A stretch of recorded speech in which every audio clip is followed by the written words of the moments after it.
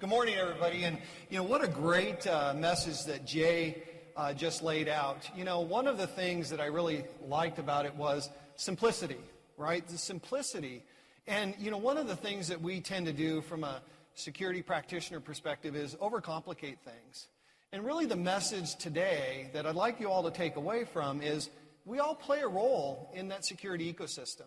And it's the simple things that we can all do that really can improve the outcome of the industry that we're all entrusted to protect. So I'm Jim Foote. I am Chief Security Officer for CDK Global. CDK is the world's largest dealer management system provider. We have digital marketing products and data products and obviously the DMS dealer management system. So before we get too much further, I'd like to introduce my distinguished panel, and then we'll move on to the presentation. Tejo? Awesome. It's great to be here. I'm Tejo Kote. I'm a co-founder and CEO of Automotive. Automotive makes a tiny adapter which plugs into a standard port that pretty much every car on the road has. And so that device connects your car to the internet, and it enables a wide variety of connected applications and services. We actually have an entire app store full of apps for your car, and so we make that consumer product for consumers. Morning. Dave Austin. I'm the CTO of Berkshire Hathaway Automotive. We're a large privately held automotive group, so we've got dealerships spanning from Florida to California. I'm Tim Vitus with Dell SecureWorks. I should really make Jim introduce me. He comes up with much better titles. I'm a researcher. I look into sort of the threatscape or the threat landscape 1 year, 2 years down the road out of the office of the CTO. Saylor Frase. I'm the CEO of Nuspire Networks. We provide networks, security solutions and services to mostly OEM manufacturers, corporate, and their retail infrastructure. Great. Thanks, guys. So before we get started, we've got a short video we'd like to play, and then we'll get started with a presentation and our questions and answers. If you have any questions, please text them in to the numbers on the screen, and we'll leave some time at the end of the presentation to discuss them. Driving cybersecurity. There's something about driving that really frees the soul. Remember your first car?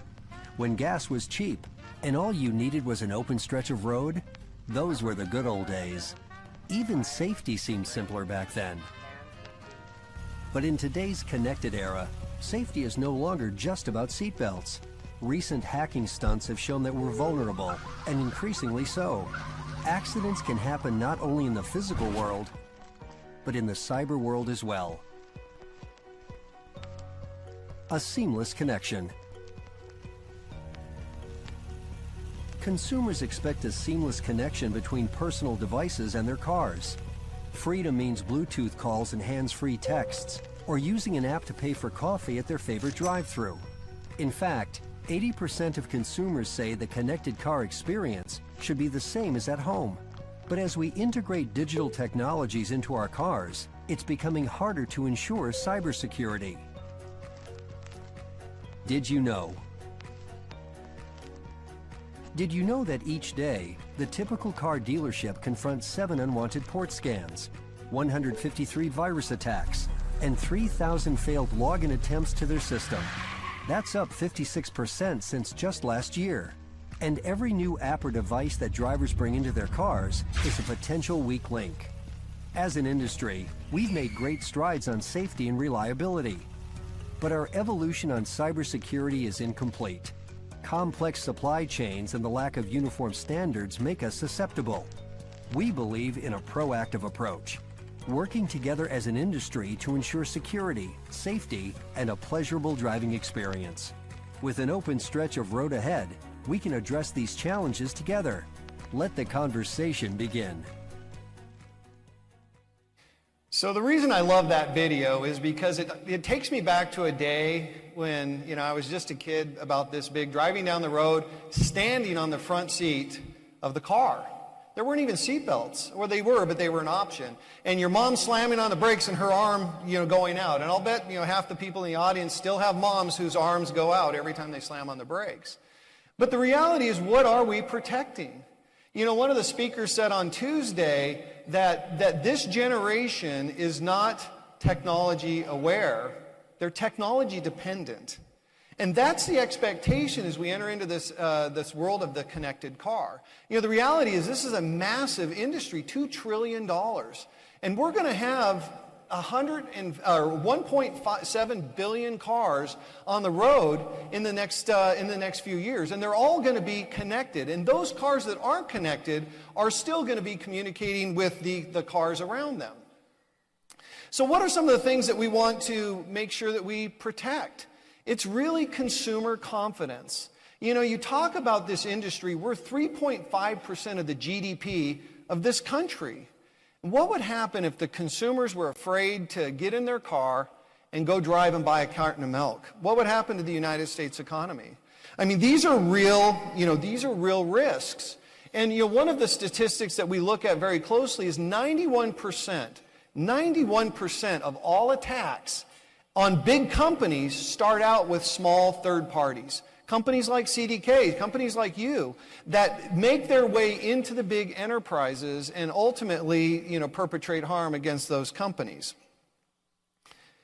So, the question I've got for you as you read these statistics is, can we afford for the connected car to be this generation's Pinto? And I would say that we can't. Brands will take a hit.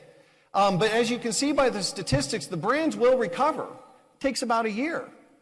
But how would you like to have to take your marketing dollars and divert them to crisis management instead of growing your company?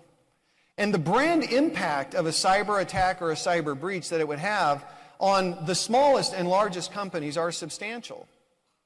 So the other thing that's important to know is the average recall, over 50% of the time, is not for mechanical issues, but for software updates. It's important to note, these are no longer cars driving down the road. They're data centers. The average connected car has between 50 and 100 computers on board communicating over a network. The first space shuttle had 400,000 lines of code. The first connected car has over 100 million lines of code.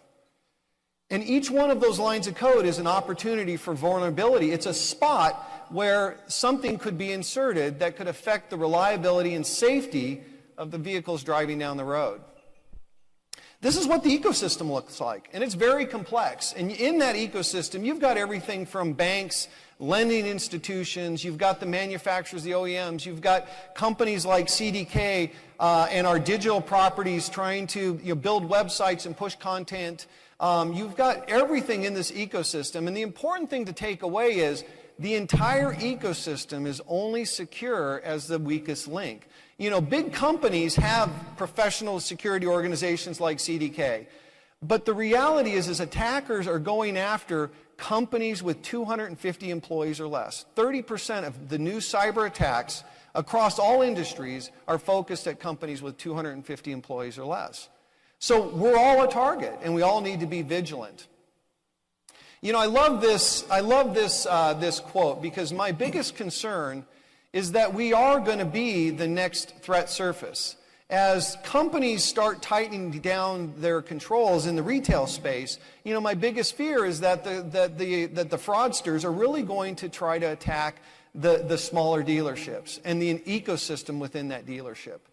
And so one of the things that we want to talk about today is really, how do you embrace security? How do we empower you with knowledge? Not stick your head in the sand, but as you begin to do business with companies like CDK or Automotive or Berkshire Hathaway, what kind of questions do you ask? What type of things should you find out about their security? It's not making marketing security experts, but if you do a certain level of due diligence, you can greatly reduce the amount of threat and security risks that exist in the ecosystem. So with that, I'm going to turn it over to our panelists and have a discussion. So Dave, you are the CIO of the largest privately held automotive group in the world, hundreds of dealerships. And part of your role is to secure your company, secure and provide consumer confidence. And you acquire a lot of dealerships, large and small. And could you tell us a little bit about what you see when you go in and you acquire a dealership and some of the things that you put in place to better fortify that environment? Okay. Well, frequently when we do a buy-sell, we are encountered with, and it starts in the shop, right? That's where the access to the cars are. The technician's toolbox, a PC or a laptop is part of their toolbox. And frequently they've provided their own, or the dealership has allowed them to go buy their own, provided them to them, but they're not on the network. So they're using those laptops to flash the vehicles, repair that 50% of warranty recalls. So they have direct access. Frequently they use the dealership's guest network, which isn't secured. So fundamentally, our first step is to go in and take everything out. We pull out all the infrastructure in the dealership and apply our own technology. But we see that dealership after dealership when it isn't a publicly held group that we're dealing with. Yeah, with a professional IT staff. And when you think about that and you think about, the average dealership will do 23,000 repair orders a month, and each time that technician plugs their own computer into that OBD2 port, that's a potential opportunity to interject, a digital pathogen, right? And so, Saylor, from your experience, again, providing security and monitoring services to the automotive industry and to the retail industry, what do you see as the threats that are imminent, right? Things that you see on a daily basis as you provide these services for these companies. So I think Dave's story about what he does when he comes into a new shop that they've acquired is a telling tale about what I think the bulk of the automotive retail space looks like, right? Those independent, smaller locations. And I think when most consumers, at least, which is important if you're talking about brand, right, concept of the security of their connected vehicle, the security of these things has something to do with some magic technical thing inside the car itself. And, if they just apply the right engineering to it, it's all fixed, right?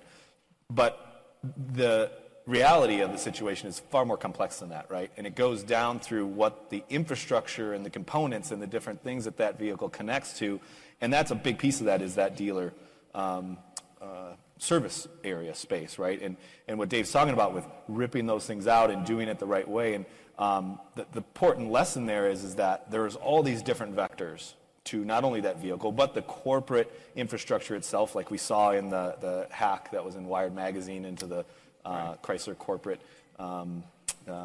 control platform. But any hacker will tell you that the quickest thing they're going to do is go for the easiest fruit, right? The low-hanging fruit, the easiest way. And the dealer communities are individual nodes to those networks, right? Each of those is an ingress point to either gain malware into those diagnostic systems that would find its way into a vehicle that could possibly propagate, or find its way directly back to corporate. And so the task of not only creating technologies that would secure those systems, but then being able to deploy them, create standards around them, like Dave does inside his organization, he has tight control over. But how do you do that over a wide organization that you have very little control over each of those networks? And I think that's the main challenge that's there, right? We talk about protecting the brand. It's about, in this scenario, in the complex scenario, it's like you say, you don't have to outrun the bear, you just have to outrun your buddy, right? Well, in this case, it doesn't matter who gets caught. If any in that organization has that vulnerable point and that car is accessed, the stakes are so much higher than what we see in normal retail. We serve other types of retail as well.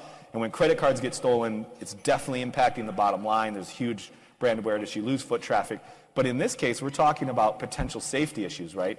Cars going off the road, cars not starting, fire engines and ambulances not starting, things like that, right? Huge impact. So the stakes are much higher.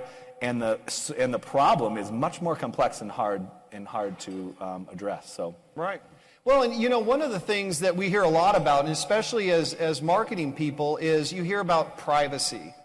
From a security practitioner perspective, we always say we want to be alive to be able to enjoy our privacy. And the reality of it is that these are 400 or 4,000 pound vehicles driving down the road. And it doesn't necessarily take your car to be infected, but your car is also communicating with other cars. So realistically, your car driving down the road could influence every other car within a 300-meter radius. And so, Tim, you're looking out 3 to 5 years in the threat landscape and trying to anticipate, things that you see.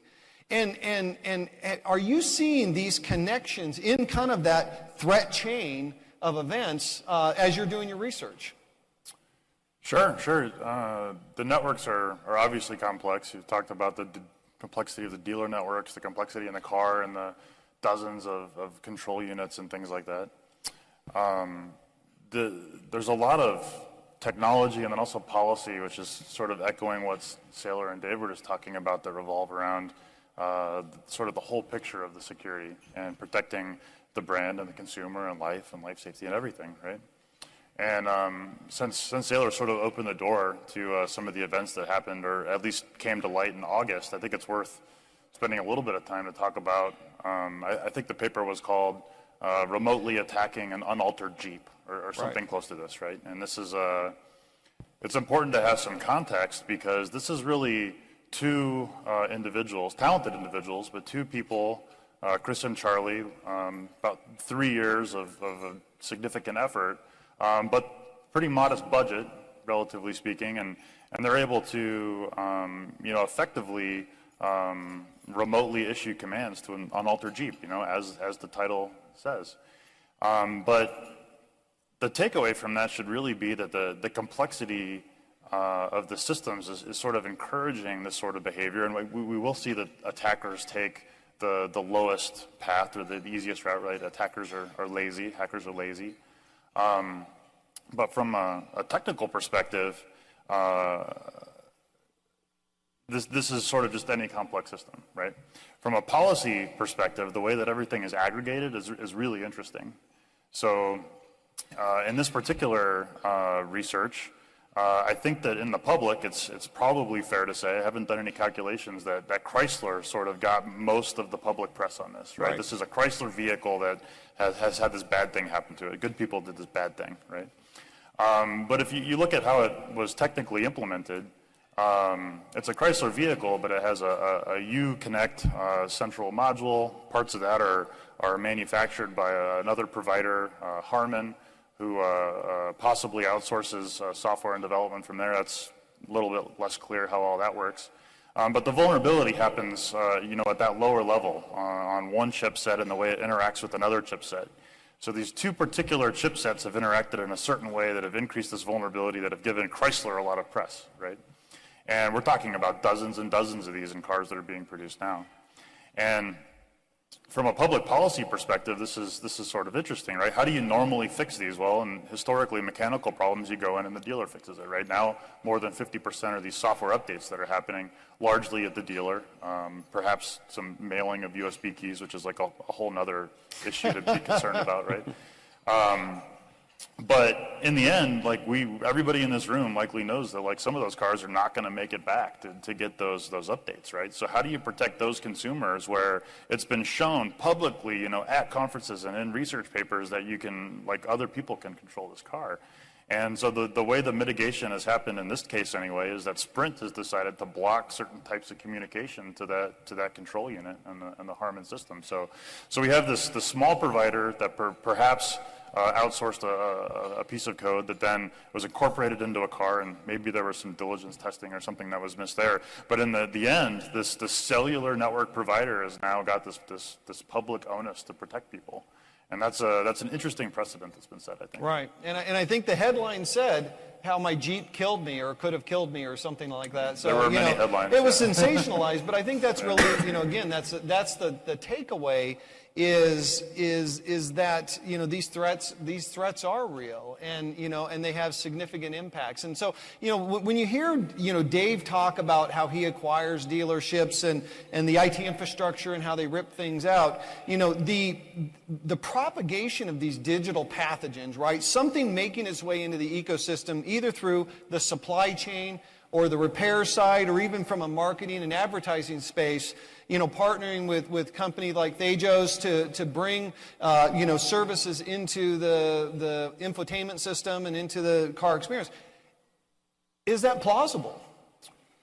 to have Sure, a pathogen spread that way? Sure, I think the best way to look at that is not to make sensational predictions. It's to look to history, which often repeats itself. And if you look at the history of malware and malicious actors in PCs, CERT at Carnegie Mellon was formed many years ago in response to something called the Morris worm, which was an automated worm that sort of roamed about the internet before the internet was really a big thing.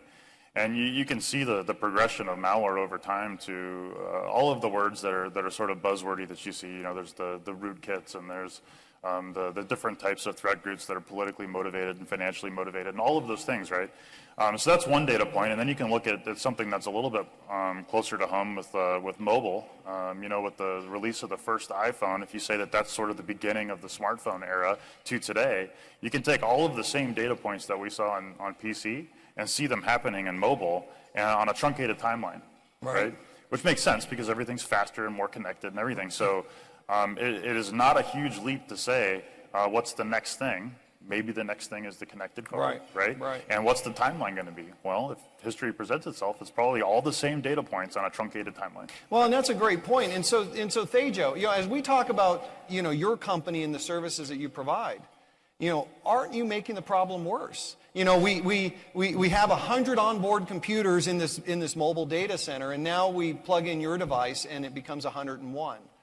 And I'd like to hear your perspective. Absolutely. Here's how I think about it, right? So everyone else has been talking about one threat vector, which is mainly about taking a car into a dealership and then something is plugged in to service that car. And of course, some cars are now connected and you can do these remote attacks on them. But those numbers, it's a very small number of those cars. And there are more than 250 million cars on the road in the US. The vast majority of them aren't yet connected.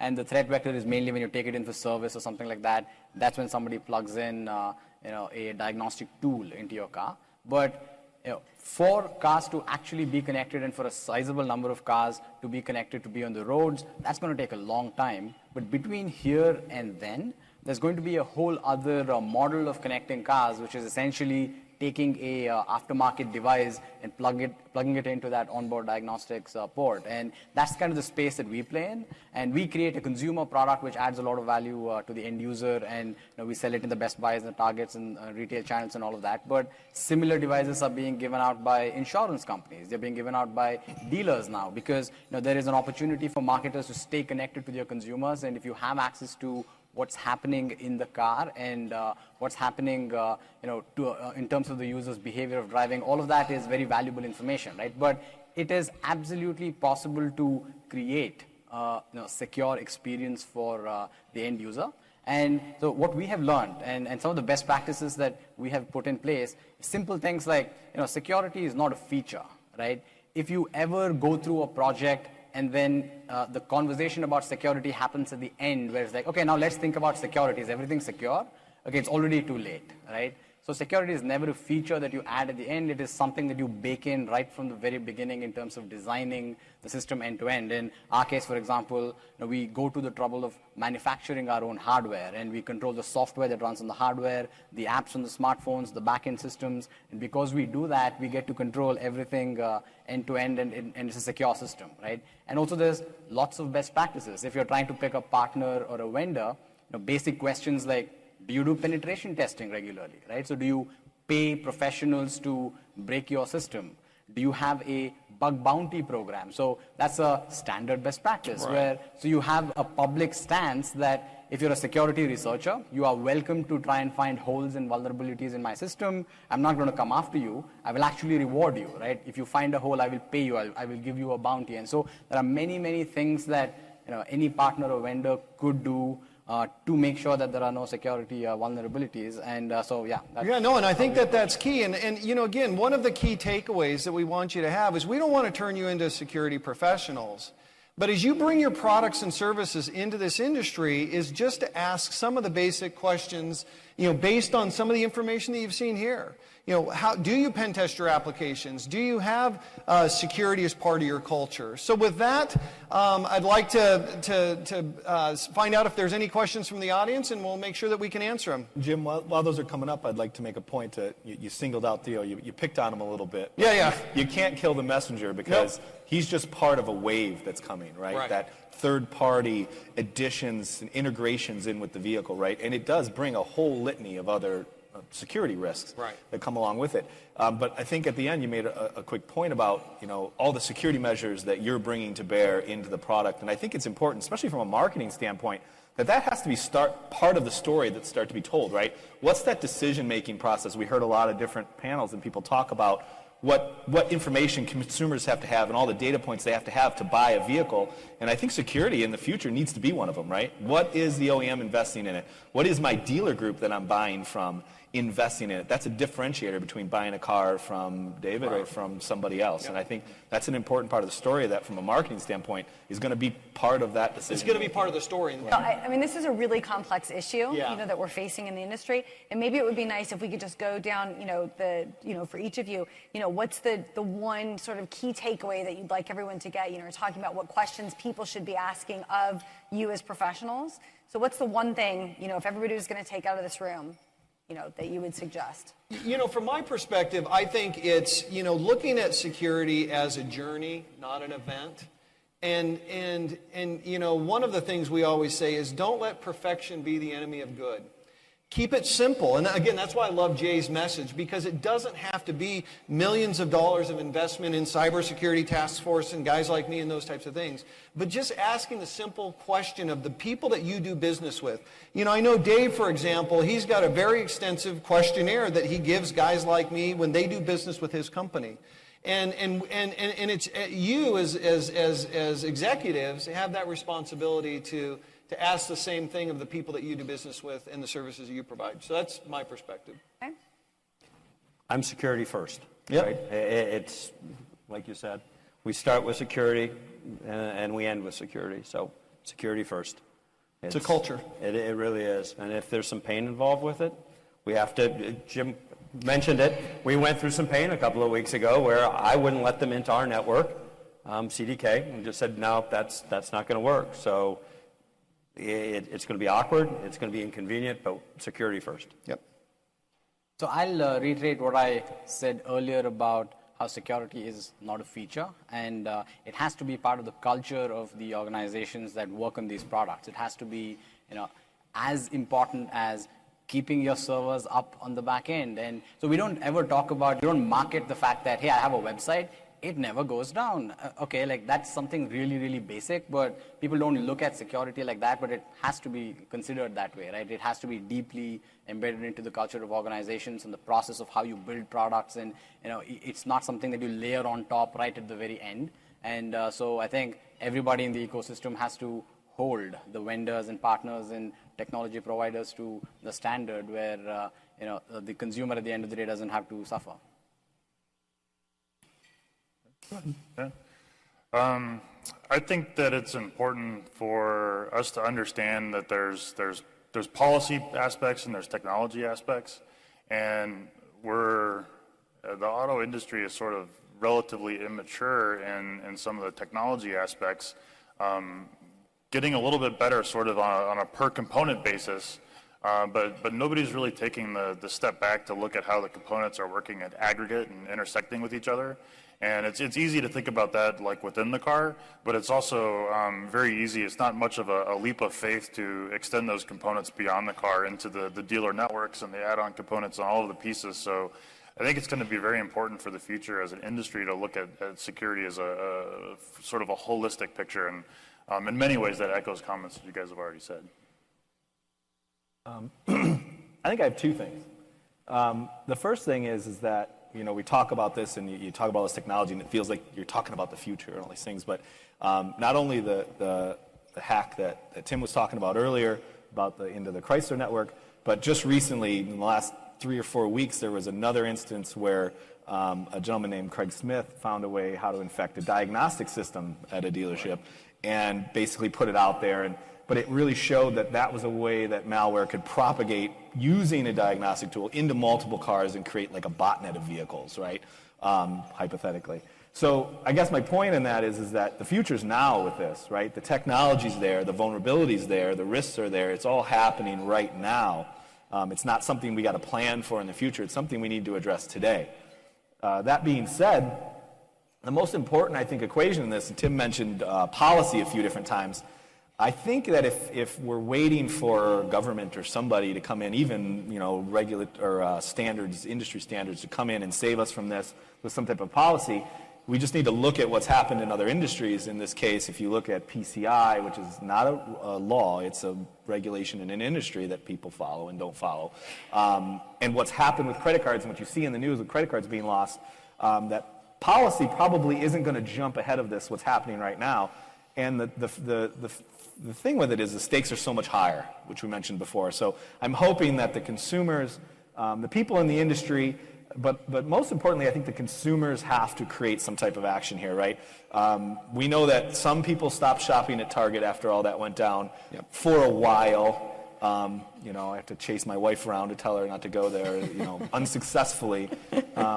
But it didn't really affect too much there. And I think the risk here is that if people don't demand this type of level of competency from the different vendors in play and the companies that are involved with this, is the risk is life and limb, right? And I think that's something that you can't have a couple mistakes on before you get it right. And I think history shows we don't want the government to come in and mandate it or legislate it. We all need to be responsible about it. So any other questions or? So, okay, I will admit a couple questions came in, okay. but we do need to go into our networking break. So, for those of you that asked a couple of questions a little bit late, why don't we go ahead and take time during the networking break? Okay. Please come up to our panelists and ask them your questions. I'm sure they'd be more than happy to respond. Well, and I thank JD Power for having us up here and allowing us to present to this audience. I mean, this is a great opportunity, so it's too important to not share. Agreed, yes. Please help me thank the panelists. All right, thank you. Thanks.